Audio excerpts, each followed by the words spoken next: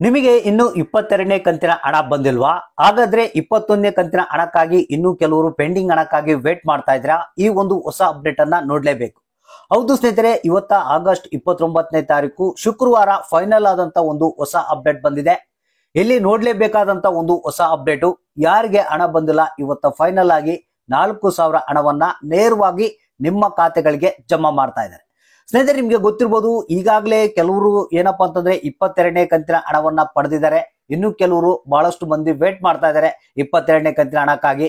ಕೆಲವರಂತೂ ಇಲ್ಲಿ ಆಲ್ಮೋಸ್ಟ್ 100% ಆಗಿ 21ನೇ ಕಂತಿನ ಹಣ ಬಿಡುಗಡೆ ಆಗಿದೆ. ಕೆಲವೊಂದು ಟೆಕ್ನಿಕಲ್ ಎರರ್ಸ್ ಲಿಂದಾಗಿ ಕೆಲವರಿಗೆ 21ನೇ ಕಂತಿನ ಹಣ ಬಂದಿದ್ದಿಲ್ಲ. ಸೊ ಅಂತವ್ರಿಗೆ ಕೂಡ ಲಕ್ಷ್ಮಿ ಹೆಬ್ಬಾಳ್ಕರ್ ಅವರೇ ಭರ್ಜರಿ ಗುಡ್ ನ್ಯೂಸ್ ಅನ್ನ ಕೊಟ್ಟಿದ್ದಾರೆ. ಯಾಕಂದ್ರೆ ಕೆಲವರಿಗೆ ಯಾರಿಗೆ ಅಲ್ಲಲ್ಲಿ ಪೆಂಡಿಂಗ್ ಇತ್ತು ಹಣ, ಅದನ್ನು ಕೂಡ ಆ ಒಂದು ಪ್ರಾಬ್ಲಮ್ ನ ಸಾಲ್ವ್ ಮಾಡಿ ಹಣವನ್ನ ಇವತ್ತ ಬಿಡುಗಡೆ ಮಾಡ್ತಾ ಇದ್ದಾರೆ. ಹೌದು ಸ್ನೇಹಿತರೆ, ಇವತ್ತ ಶುಕ್ರವಾರ ಆಗಸ್ಟ್ 29ನೇ ತಾರೀಕು ಬೆಳಿಗ್ಗೆ 11:30 ನಂತರ ನಿಮ್ಮ ಖಾತೆಗಳಿಗೆ ಬರ್ತಾ ಇದೆ 4,000 ಹಣ.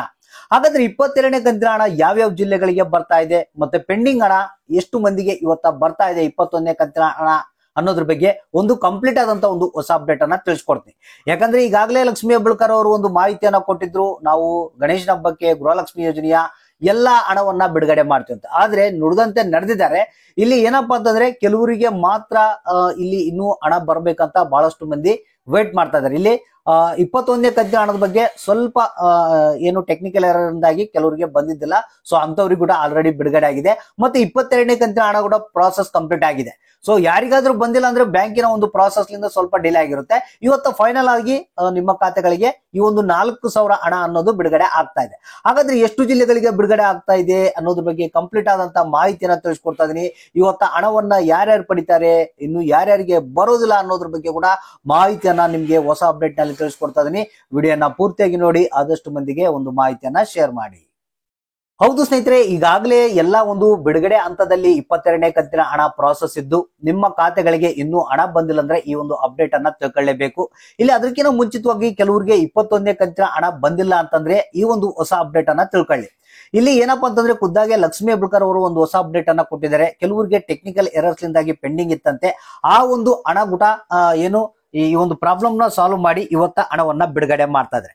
ಯಾರಿಗಾದ್ರೂ 21ನೇ ಕಂತಿನ ಹಣ ಬಂದಿಲ್ಲ ಅಂದ್ರೆ ಅಂತವ್ರಿಗೆ ಇವತ್ತ 100% ಆಗಿ ಫೈನಲ್ ಆಗಿ 21ನೇ ಕಂತಿನ ಹಣವನ್ನ ಬಿಡುಗಡೆ ಮಾಡ್ತಾ ಇದ್ದಾರೆ. ಅಂದ್ರೆ ಇವತ್ತ 21 ಜೊತೆಗೆ 22ನೇ ಕಂತಿನ ಹಣ ಸೇರಿ 4,000 ಹಣ ನಿಮ್ಮ ಖಾತೆಗಳಿಗೆ ಜಮಾ ಆಗುವಂತ ಸಾಧ್ಯತೆ ಇದೆ ಅಂತ ಮಾಹಿತಿ ಬಂದಿದೆ. ಅಂದ್ರೆ ಇಲ್ಲಿ ಕಂಪ್ಲೀಟ್ ಆಗಿ 22ನೇ ಕಂತಿನ ಹಣ ಬಿಡುಗಡೆ ಆಗಿ ಈಗ ಒಂದು 4 ದಿನಗಳ ಆಯ್ತು. ಆದ್ರೂ ಕೂಡ ಇನ್ನೂ ಕೆಲವರಿಗೆ ಹಣ ಬಂದಿಲ್ಲ ಅಂತ ಕಾಯ್ತಾ ಇದ್ದಾರೆ. ಅಂತವ್ರಿಗೆ ಇವತ್ತ ಫೈನಲ್ ಆಗಿ ನಿಮ್ಮ ಖಾತೆಗಳಿಗೆ 22ನೇ ಕಂತಿನ ಹಣ ಬರ್ತಾ ಇದೆ.